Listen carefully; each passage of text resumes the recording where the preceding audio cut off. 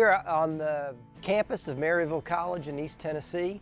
I work primarily with the outdoor program here at Maryville College, but in addition to that, we're also really active in sustainability efforts, fitness efforts, sort of wellness efforts on this campus. Now, Crawford House was built in 1876. It was built by Gideon and Jenny Crawford.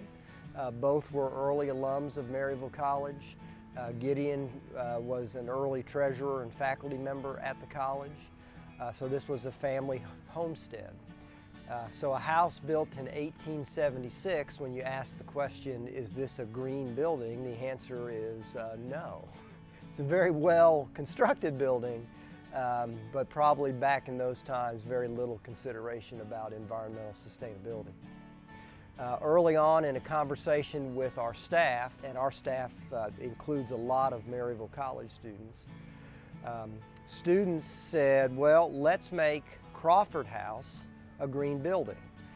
And my response was, I have no clue how to do that. So we had to do some research and learn that there is an organization called the United States Green Building Council, and a piece of their work involves certifying buildings, and the program is called Leadership in Energy and Environmental Design, or LEED. That's sort of the acronym. So we got to work on Crawford House as an existing building project working toward LEED certification. What I will tell you is that it was 4 or 5 years of a lot of work. In terms of sustainable sites and the external area here, we're standing on a deck that is made out of totally reused lumber. We have a yoga deck that we use that's made out of recycled plastic, old plastic bottles. Our front porch is also recycled plastic bottles. Around the side is a 12-panel solar array. And that solar array actually feeds electricity directly to Crawford House. So we opted not to have that go on the grid because we're able to measure solar production. And depending on whether we're trying to heat or cool, how much sun there might be and all of that in any given month, somewhere between a third and a half of our electric power we produce on site. So in 2017, our total electric use bill was just about $600.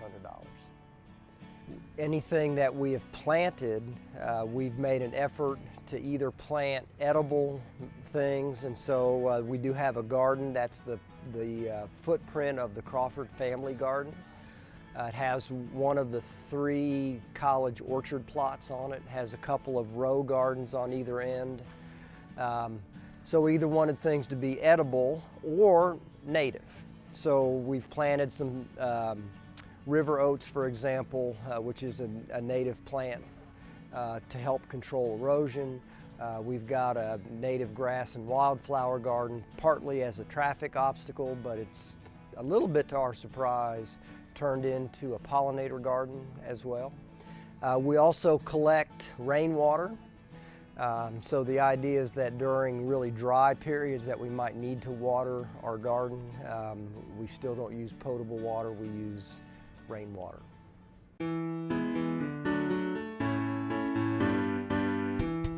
We live in a digital world, and that is unlikely to change. However, what we're learning is that younger generations, in addition to the digital stuff, still value real-life things. So they still value human-to-human contact, they still value real-life relationships, and they value what some places call mindfulness, but I think the general idea is be quiet, slow down.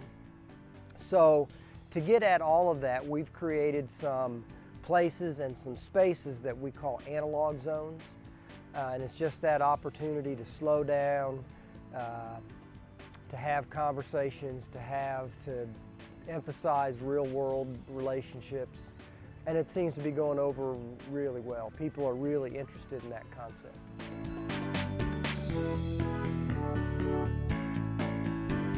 So you add all those changes up over the years, and everything that we talked about has points attached to it, and Crawford House in this LEED program scored 66 points, which earned us a gold level certification. So at the time of our certification, we were one of 18 buildings certified as existing buildings. We were by far the oldest gold certified building in the state of Tennessee.